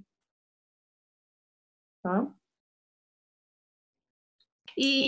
Tânia, desculpa tanta pergunta, mas é que é bem interessante. Pode sim. Mas nesse processo, o que garante que, então, só fala mais um pouquinho, o que garante que vai ser consentimento e não consenso? Porque se você bota lá, então, entende, faz objeção, eu entendo que é estruturado. Mas como é que você garante que é um consentimento e não consenso? Sim, muito bom. Porque tem um facilitador. E o facilitador faz todo o processo. E daí, quando a gente chega nas objeções, tem uma maneira para checar as objeções, para ver se é válida ou não. Então, por exemplo, se uma pessoa... Eu tenho, assim, eu pensei se a gente quer testar. Eu trouxe uma proposta. Qualquer membro pode convidar qualquer pessoa para fazer parte desse grupo, tá? E vamos supor que você traz uma objeção. Eu não gosto dessa ideia, porque eu gosto que o grupo é esse tamanho. Uma objeção? Não. É uma preferência sua. Eu posso dizer, tá bom, mas me parece que é uma sugestão, uma preferência que você tem, Cíntia. Qual é o dano? por trás dessa sugestão? Tem algum dano que essa causa? E você pode me responder, tem um dano? Essa proposta, como é? Causa um dano? Tem? Você consegue me responder? Eu respondo do exemplo que você deu? Você consegue. Não, entendi. Não me causa um dano. Não me causa um dano. Mas você pode dizer assim, sim, causa um dano sim, porque estamos nos conhecendo nesse momento, a gente não criou uma cola muito forte entre nós, e trazer mais pessoas nesse momento pode ser que nossa troca, porque nosso propósito é promover trocas de saberes em termos de metodologias, acaba sendo descuidado. Ok. Agora você está trazendo um dano para mim. E daí a gente explora. Daí eu vou perguntar para você, você tem evidências? Você pode explicar mais? Isso afeta um dos seus papéis? Isso afeta o trabalho? E daí, a partir disso, a gente vai validando se está uma objeção ou não. Tem vários... E aí você vai limpando agendas ocultas, é isso, né? Isso. Temos perguntas para checar a objeção. Eu não trouxe aqui porque daí a gente está entrando em mais detalhes, mas tem perguntas para checar a objeção. E você ajuda a pessoa, também a ideia é ajudar a pessoa a construir sua objeção e checar se é verdade, se é válida ou não. E se é válida, é muito importante que a gente integra. Então, pode ser, vamos supor, sua objeção é válida. Qualquer membro pode convidar qualquer pessoa para fazer parte do grupo se checa com os membros antes. E tem ok de pelo menos 5 pessoas. Vamos supor que a gente faz um ajuste, por exemplo. A gente percebe que é válido, tá? Como a gente consegue modificar a proposta um pouco para que atende sua objeção? Uhum. Tânia, e esse processo de liderar reuniões por consentimento, que parece que é bem redondo, e faz com que o grupo amadureça? Porque eu imagino o mesmo grupo sendo monitorado, ou sendo facilitado, sendo instruído para ir tomando decisões por consentimento, mesmo numa organização que não tenha os papéis da sociocracia, isso pode trazer um grande benefício também, não? Pode, só que assim, tendo papéis facilita, porque às vezes a gente vai na direção de consenso. Você tem que ter uma baliza, então sempre tem que ter um propósito que você usa como sua baliza. Tá? A baliza a gente vai mostrar como essa proposta da mesa pode dar ruim em relação ao propósito do nosso círculo. E tendo papéis ajuda, mas não tem que necessariamente ter. Você tem que ter uma baliza, isso é muito importante. As pessoas têm que ter alguma coisa onde eles conseguem usar como norte. Se a gente não tem uma baliza, não tem como usar consentimento. A gente vai para o consenso. A pessoa pode trazer qualquer argumento. Eu participei faz pouco tempo de uma sessão de Action Learning, sim, que era uma metodologia também para tomar uma decisão, né? Com outros arcabouços. Quando eu vi esse pedaço dessa metodologia da sociocracia nas reuniões, eu lembrei muito disso e achei muito valioso, sabe? Só essa estrutura em si pode ajudar muito uma organização, né? A Ana Carolina também e a Flor podem falar. Não sei, vocês têm alguma coisa que vocês querem falar sobre isso? É legal ouvir de pessoas além de mim que se funciona ou não funciona, não? Sobre esse processo do consentimento, sobre o aprendizado, essa pergunta, né, que você fez aí do aprendizado. Como você percebe isso? Como você percebe nos grupos que você está usando, que você quer compartilhar? Eu sinto que tem um treinamento. A facilitação com sociocracia, ela exige um treinamento e uma experiência mesmo. Porque ela tem é bem importante os passos, né? Então, por exemplo, tem umas checagens, isso que a Tânia falou, você escuta algo que soa como uma objeção, e aí você tem que checar para ajudar o grupo a entender. Então, eu sinto que não é tão simples, e o grupo tem que realmente ter paciência para passar por esses processos. O que eu senti em algumas reuniões que eu facilitei ou que eu participei é que em algum momento as pessoas ficam um pouco cansadas do passo a passo. Tipo, ai, não, puta, rodada. Ou tipo, não, agora eu quero falar de outra coisa. E aí o facilitador, tipo, tem que passar por aqueles processos, porque senão o processo não se cumpre. A dificuldade que eu sinto é essa, assim, é como, às vezes, esse processo, que é muito bem desenhado, diferente de outras metodologias, que se você segue tem um resultado, ao mesmo tempo, às vezes, ele enrijece um pouco. A espontaneidade, a dinâmica, não sei. Mas foi um desafio nos grupos que eu também estava trabalhando com o perfil dos grupos, né? Você quer falar alguma coisa, Carol? Mas eu acho muito legal a questão do desenho do processo. Realmente é uma metodologia que ela tem os processos muito bem desenhados para você aplicar e se preparar bem para uma reunião, que existem tensões específicas, assim, é muito interessante. Acho que, complementando o que a Flor trouxe, tem o preparo, né? Tem o antes da reunião, ter a clareza da pauta, do que vai ser tratado e trazer isso para as pessoas no começo e, confia, vem comigo, vamos seguir isso aqui. É um dos primeiros passos, porque acho que quando as pessoas não têm muita visibilidade ou às vezes nem sabem o que vai ser tratado na reunião, vem muita ansiedade, né? Vem tudo que elas querem trazer. Então, o consentimento também da pauta no começo da reunião ajuda para que as pessoas também confiem no fluxo do que está sendo facilitado.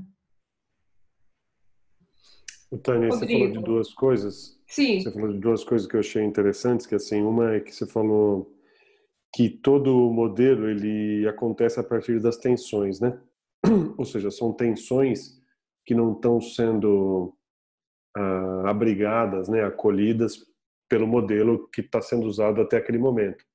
Então eu entendi que você estava dizendo que assim, você na implantação você vai procurando onde é que estão as tensões, ou seja, as tensões apontam as limitações do modelo anterior e ali você consegue ir ganhando espaço porque você vai mostrando que você tem uma proposta que transcende aquela limitação que está sustentando aquela tensão. E aquela tensão faz isso. Ao você libertar essa tensão e colocar esse movimento, essa energia em movimento, isso dá uma sensação de evolução, de etc e tal. O que eu estou falando faz sentido? Uhum. Tá. E aí, quando você fala da história da reunião, você falou assim, a gente tem padrões nas reuniões, mas a gente não percebe. Então, a gente tem padrões de decisão, tem padrões limitantes nas decisões como elas são tomadas hoje em dia. Só que elas parecem ser normais, né? É assim que a gente sempre fez, é assim que a gente faz. Então, é mais fácil enxergar o problema naquilo que eu estou recebendo novo do que aquilo que eu já estou fazendo. Então, parte da questão me parece ser como é que eu mostro as limitações inerentes e deixo muito evidente as limitações inerentes a essa forma de decidir, para que quando eu trouxer uma outra, porque é muito fácil criticar alguma coisa como se a gente tivesse um modelo ideal, né, como opção, só que não tem. Tá, a gente tem esse modelo aqui, mas veja, lembra que vocês falaram desse aqui? Né? Tá, esse aqui é chato, tem isso, etc e tal. Legal, mas lembra que esse aqui tem isso aqui, lembra? Vocês não aguentavam mais isso aqui. Ah, é verdade. Sim, Rodrigo, as pessoas assim ficam chateados no começo. Você é chato, tá engessado, mas daí assim isso passa, as pessoas crescem e assim, quando a Lilian falou da maturidade, para mim tem a ver com maturidade. As pessoas começam, o que acontece? Para mim, a maior coisa que você trabalha quando você trabalha a tomada de decisão é seu ego. Porque você não pode falar quando você quiser. Você pode falar tudo o que você quiser, mas não quando você quiser. Você tem que falar na hora certa. E assim, as pessoas que têm mais influência, gente, eu estava fazendo consultoria na empresa da minha amiga, ainda bem que ela era minha amiga. Pensei, eu faço isso em qualquer lugar, tá? Porque eu não tenho medo de fazer isso, tá? Mas assim, ela é chefão mesmo, assim, matriarca do lugar. E daí a gente estava fazendo tomada de decisão por consentimento. E ela falou, posso falar? Esqueci alguma coisa. Eu falei, não. Não. Não. E ela virou vermelho. Vermelho. Eu achei que ele ia me matar. Aí eu fui, fui seguindo. Daí, quando terminou a rodada, eu falei, agora você gostaria de falar? Sim. E ela falou, e no fim, ela falou, nossa, nenhuma pessoa na minha empresa fez isso comigo. E foi a primeira vez que eu vi as pessoas. Porque eu não deixava ela falar por primeiro. Eu não deixo. Por exemplo, Cíntia, eu não deixaria a Cíntia falar primeiro no Cozy. Porque ela tem muita influência. Ela é uma mulher muito forte, tem muita influência. Então, ela não pode falar primeiro, porque as pessoas só vão repetir o que ela fala, ela não vai conseguir saber o que as outras pessoas estão pensando. Como ela vai conseguir colher a diversidade? Não vai, porque as pessoas falam, a Cindy falou isso, então é isso mesmo, não? Então, assim, faz muito parte, trabalha muito o ego. As pessoas que falam um pouco precisam começar a falar, que é chato. As pessoas que falam muito têm que falar menos. Então, trabalha muito, muito ego. Então, assim, o processo para mim que é difícil é esse processo que as pessoas estão tendo com o seu próprio ego. Daí, aos poucos, você vai... Assim, eu sou uma pessoa que, às vezes eu fico... Ai, a pessoa tá falando, vamos logo, não? Eu fui uma pessoa que aprendi a escutar. Porque hoje em dia eu falei, nossa, realmente, eu não pensei nisso. Ai, que legal isso, não? Daí eu tava, vai logo, vamos. Assim, super paciente e intolerante. E hoje em dia, sim, eu gosto de ouvir. A Ana Carolina tá rindo porque ela conhece, realmente. Mas, assim, nas considerações, agora eu fico, nossa, mesmo, eu nunca pensei. Mas eu acho que, assim, mas essa paciência do ouvir é porque você tem uma estrutura que aquela hora é a hora do ouvir. Isso. Então, aí você relaxa, porque você sabe que você deu voz a todo mundo, que você seguiu uma estrutura. Então, naquela hora, se é uma reunião bagunçada... né? Acho que a estrutura dá calma para você também saborear o momento de ouvir, sabe? Eu quero compartilhar uma coisa. O desespero que dá quando você está numa reunião sem estrutura. Agora quando você vê que o líder fala primeiro e as pessoas falam amém depois e você não está facilitando a reunião e você nem pode facilitar aquilo.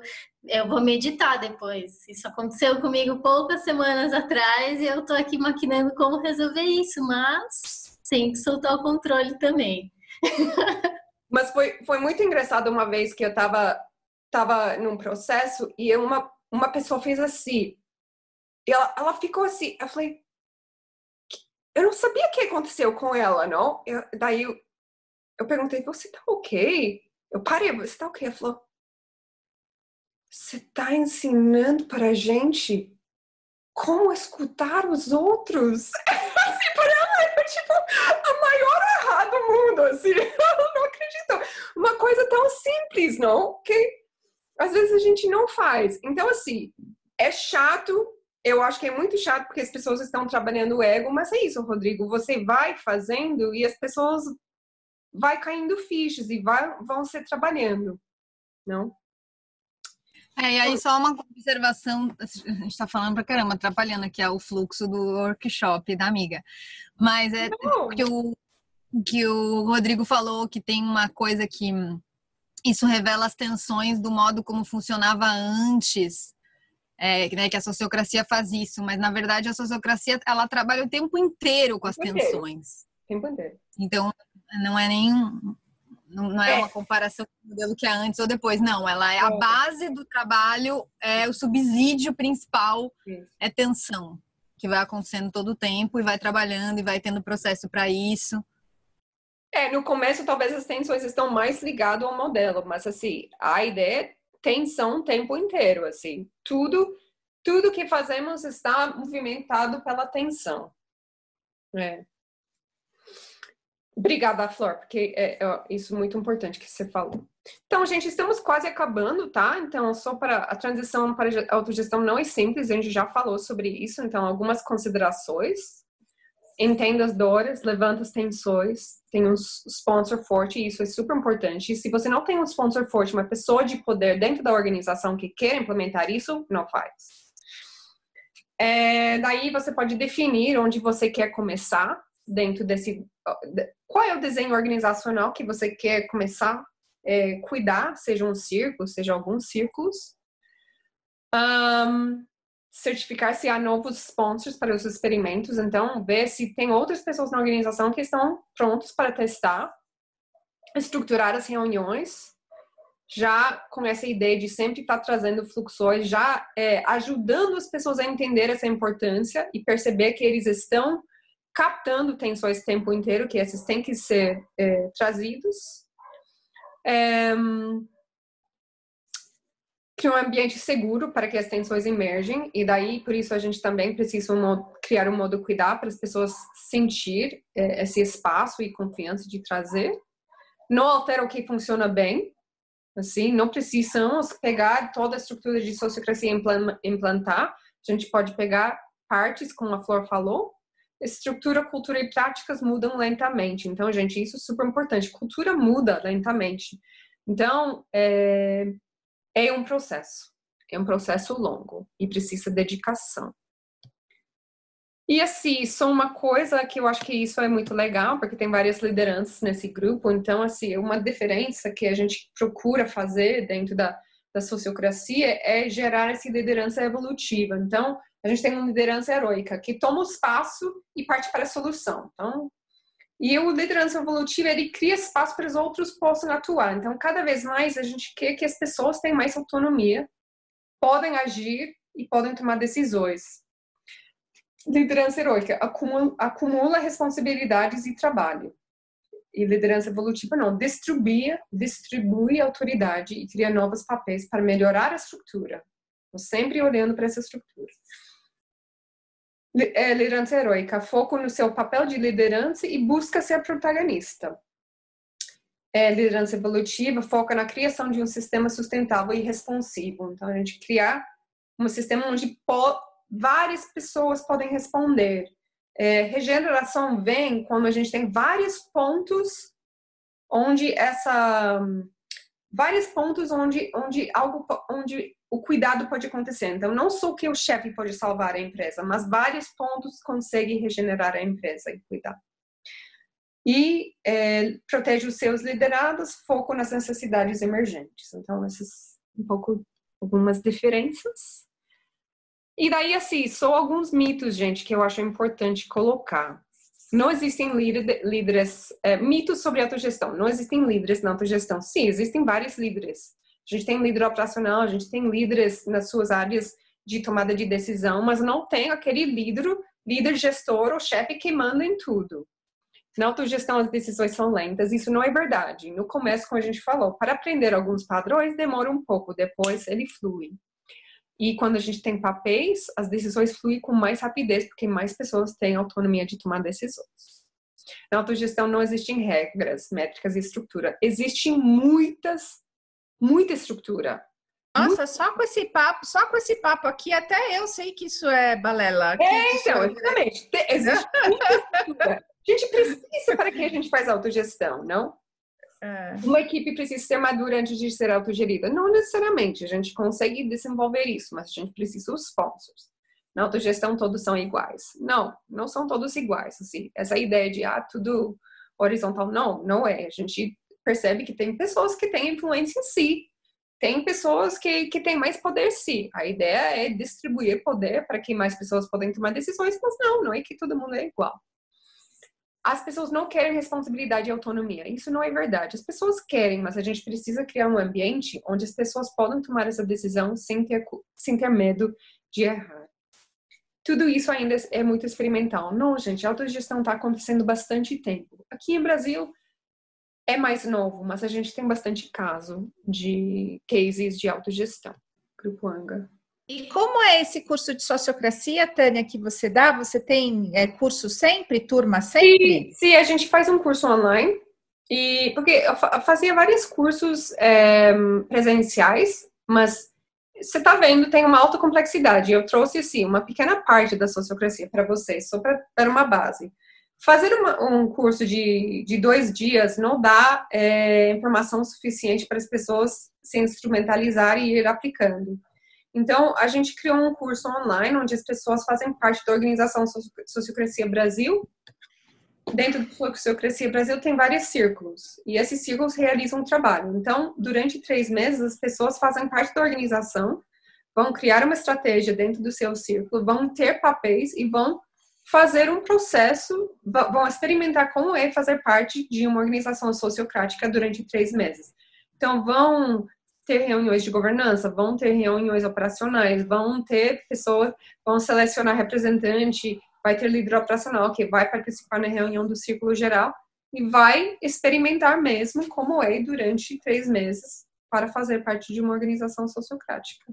Aí, depois disso, a ideia é as pessoas têm mais ferramentas para implementar os processos. Eu recomendo. Eu também. Mas é isso, gente. Não tem mais a apresentação. Eu acho que acabou. Eu tinha mais um slide, mas eu acho que não é necessário. Eu acho que temos 20 minutos. Não sei se tem mais perguntas. Eu Posso gostei compartilhar muito, um insight? Tânia? Ai, que bom. Fico feliz. Pode. Você tem um insight? Sim, na verdade, que antes o pessoal estava falando sobre a parte de tensão, né? E o quão importante é criar boas tensões para evoluir na estrutura organizacional. Uma coisa muito legal que a gente faz é misturar um pouco da CNV, Comunicação Não Violenta, na hora de escrever bem uma tensão. Porque uma vez que a gente entende qual que é a nossa observação, o que a gente observa, assim, de uma maneira pura, e qual que é a necessidade que a gente identifica, né, quando a gente observa aquilo, isso dá muito clareza ao grupo daquilo que precisa ser cuidado, né? Por exemplo, quando foi falado antes, né, essa questão de interromper. Então, qual que é a necessidade que não está sendo respeitada no grupo quando uma pessoa interrompe a outra, né? Então, é a necessidade de dar a voz a todos, né? Então, quando a gente evolui nossa estrutura organizacional, sabendo que a gente está cuidando da necessidade de escutar a todos, né, é uma maneira de justificar o porquê aquela tensão existe e por que a gente deve respeitar o novo acordo ou a autonomia do papel, por exemplo, do facilitador. Se o facilitador está lá para coordenar uma reunião, ele está ali para garantir que aquela necessidade seja cuidada. Então, só algo que eu queria compartilhar. Atenção é algo subjetivo e individual. Daí é importante articular isso de uma forma que o grupo entende. Tem no S3 tem o driver, que eu acho que o que Leo está falando, que é baseado no contexto e necessidade. Você descreve o contexto mais a necessidade. Na holacracia, você escreve mais a necessidade, mas da forma de um propósito. Na sociocracia, clássica, você descreve a finalidade. Mas hoje em dia a gente usa driver ou do S3 ou propósito. Empresas normalmente preferem um propósito, porque acham um driver um pouco difícil de fazer. Mas como o Leo falou, o driver é muito legal, porque faz você parar e pensar no contexto e o que está, qual é a necessidade atrelada àquele contexto. E queria trazer uma reflexão, mas compartilhar uma experiência aí em torno da sociocracia e da holacracia. Eu tive contato com a sociocracia, talvez há uns 12 anos atrás, me chamou muito a atenção, e desde então parte do que eu aprendi lá vem sendo aplicado aí nos grupos que a gente faz, nos empreendimentos que a gente tem. Só que eu lembro que a sociocracia falava que ela era all about people, né? Uma orientação muito forte às pessoas. Né? E nos modelos de redes abertas, normalmente as pessoas têm todo esse processo de articulação. E eu senti muita dificuldade de evoluir com modelos sociocráticos em redes abertas. Depois veio, há uns anos atrás, o modelo das Zappos, né, que logo, né, foi comprado depois, a Zappos, empresa americana, que se tornou uma referência de sociocracia, mas trazendo, né, eles matam um pouco o conceito da sociocracia, criam o conceito da holacracia. Tem um livro bem bacana, né, que compartilhei no grupo com vocês, e o que mais me chamou a atenção nesse livro é que o cara, né, vem de uma visão de um cara de sistemas, né, de tecnologia, de estrutura de processos, e ele traz uma visão que traz todos os princípios da sociocracia, mas ele fala várias vezes no livro, it's not about people, não é sobre gente.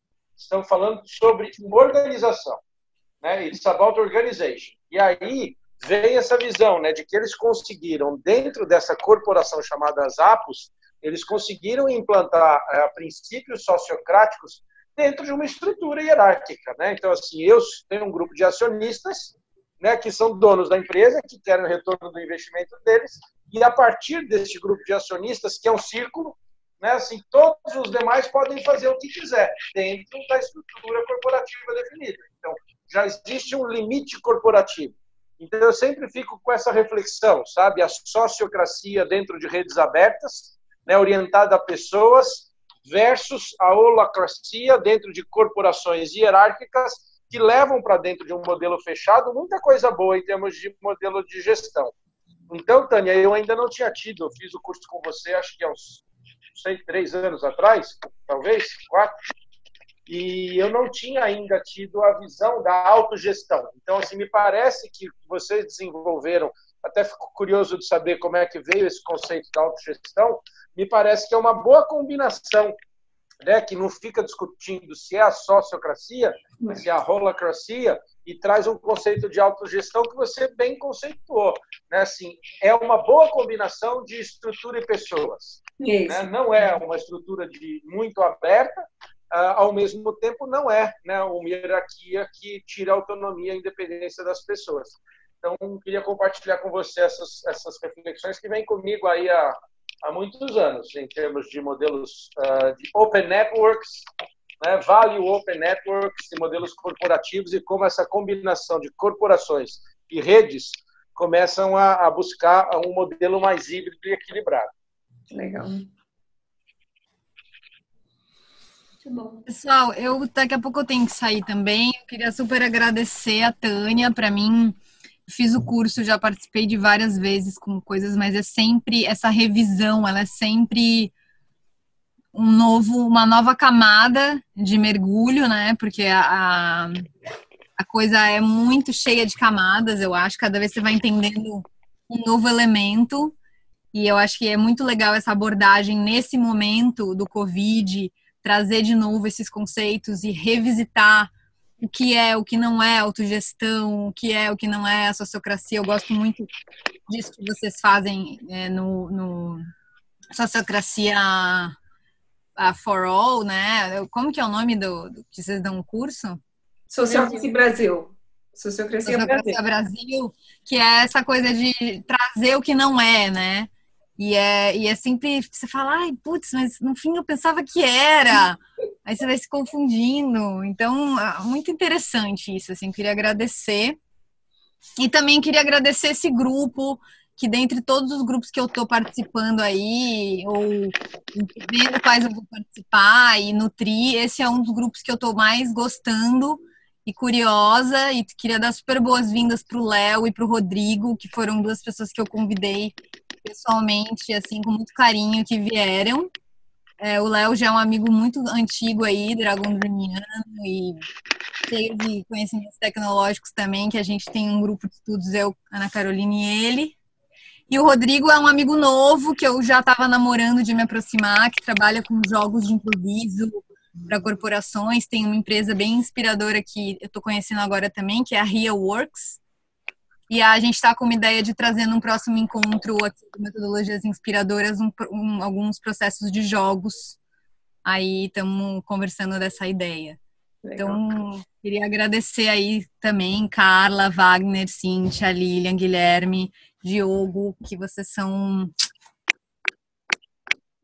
aí do meu time do coração. Delícia, né? Deixa eu pegar esse gancho, Flor. Também vou agradecer muito, Tânia, super obrigado.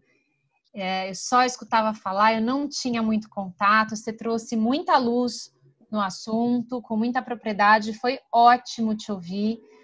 E à medida que você trouxe isso, eu falei, ixi, sabe todas aquelas vezes que você perguntou alguma dúvida? Eu falei, agora eu tô com todas.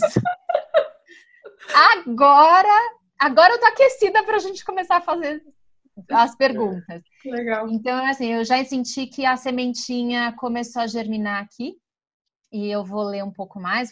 Se você compartilhar esse material, depois na hora que você compartilhar o link, eu vou revisitar e vou assistir mais pelo menos uma vez essa nossa conversa, que eu achei muito frutífera. Então, eu vou ter que fazer o meu check-out agora, que eu também tenho um encontro agora às 8. Mas eu estou saindo daqui com uma palavrinha, tem uma sementinha aqui que nasceu, e esse encontro para mim foi muito frutífero. Eu depois vou te entrar em contato no particular para te perguntar algumas questões que eu acho que não cabe aqui. Perfeito. No grupo. Vou adorar. Obrigada, um beijo. Obrigada a todos. Um beijo, Flor. É muito recíproco, viu? Como esse grupo é muito especial, muito bom. Beijo a todos. Boa noite.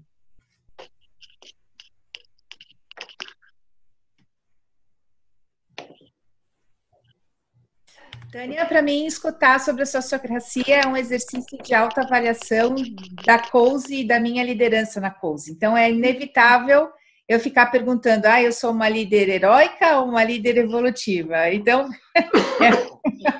foi um exercício de autoavaliação, né? Ou não, porque eu cheguei à conclusão que tem certas horas que eu sou heróica e tem certas horas que eu sou evolutiva. Então, né?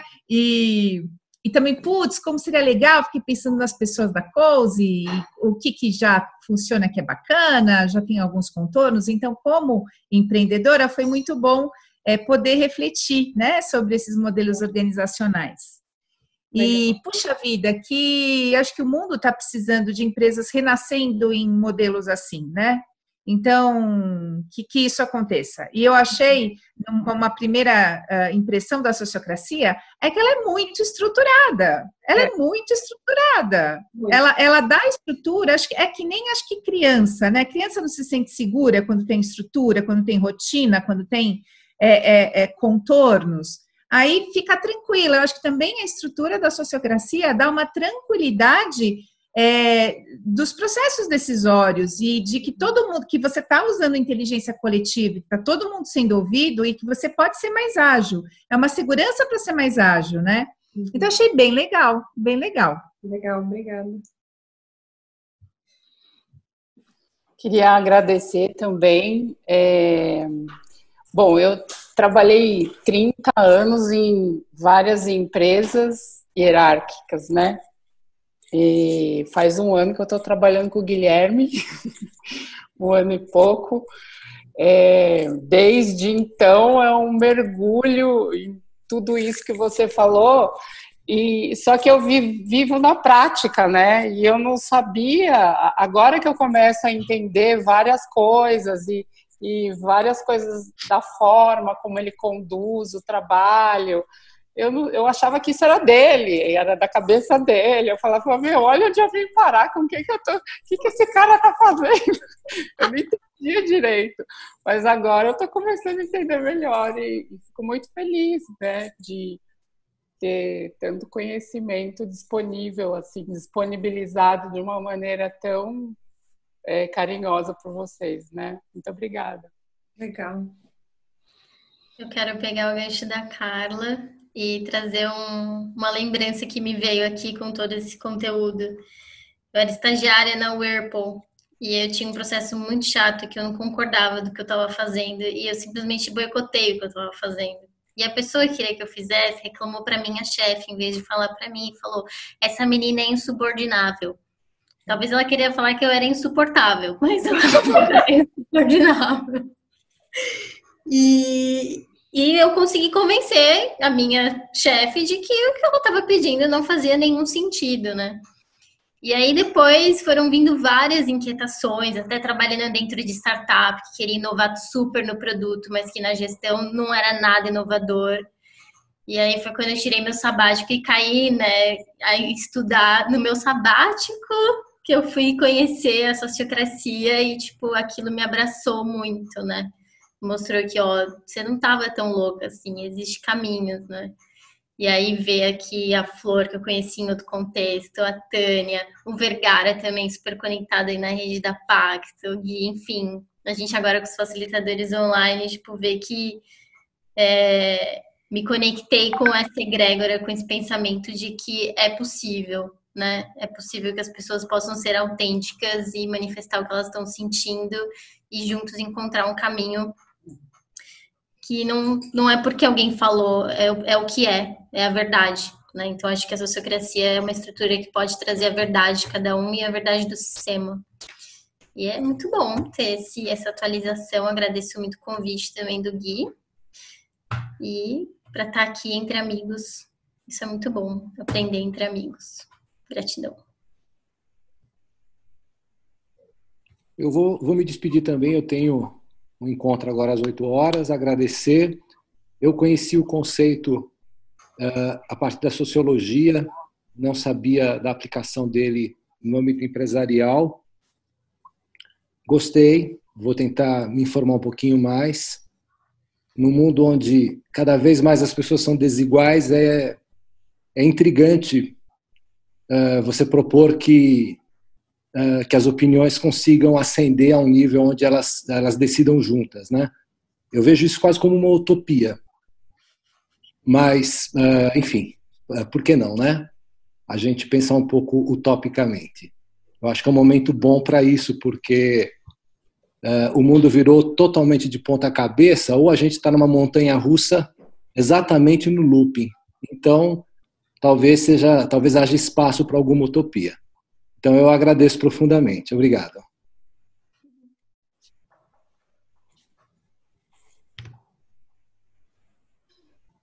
Eu vou aproveitar, então, o gancho aí para agradecer. É só o que eu posso fazer aqui, agradecer a Flor de ter me feito o convite e a vocês por terem sustentado aí o campo nesse período. E, Tânia, te agradecer pela essa mistura tão deliciosa de alguém que sabe tanto e tá tão à vontade com todo esse conhecimento, sabe, trocando aqui com a gente e colocando todo mundo super à vontade, e à medida que você vai falando, vai surpreendendo do quanto você já mergulhou, nadou, se banhou, se lambuzou, se lameou, né? Tudo, né? Dá para ver. E quando você começa a falar, parece um negócio super teórico, e a gente começa a perguntar, e aí você vai trazendo exemplos, e vem vindo assim um baita conhecimento que você não fica ostentando. Então, pô, ó. Obrigada. Gratidão. E a gratidão a todo mundo aí pelo convite e sustentação. Espero que eu possa continuar aqui nessa sanga. Legal.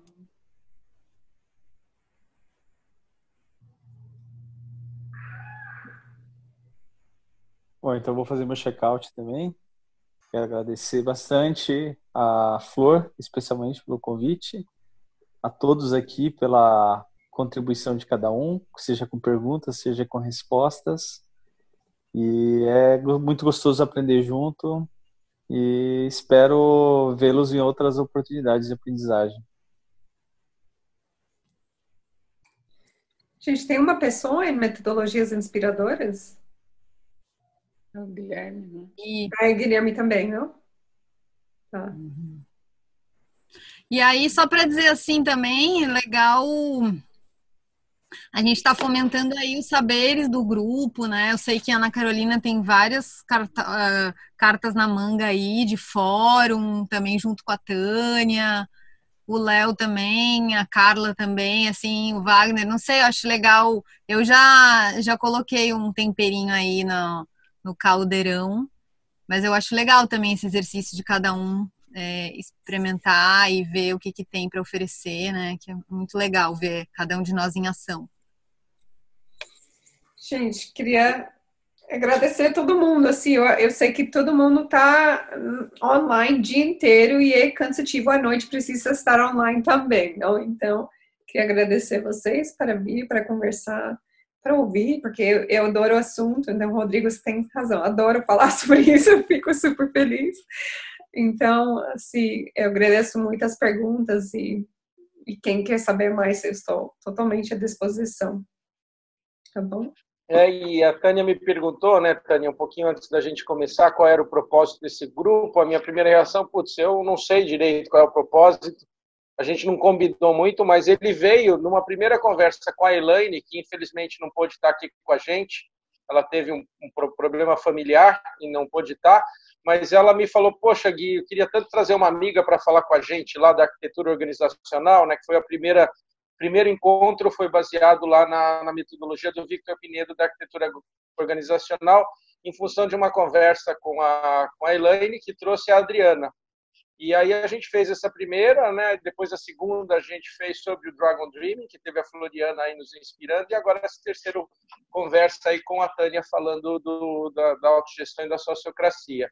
Né, a gente tinha colocado um pouquinho no radar algumas vontades, né, de falar um pouquinho sobre o caminho quadro, de falar um pouquinho sobre a própria antroposofia, e tem assim, mas está completamente aberto nesse sentido de, né, quem quiser propor alguma metodologia inspiradora, né, para poder, né, facilitar e trazer um pouco de conhecimento, ou trazer alguém para falar sobre alguma metodologia, também está super aberto. Teve aqui com a gente durante a primeira hora, e já tinha me avisado que não ia poder ficar toda a Patrícia. A Patrícia trabalhou muitos anos com a Lala na fluxonomia.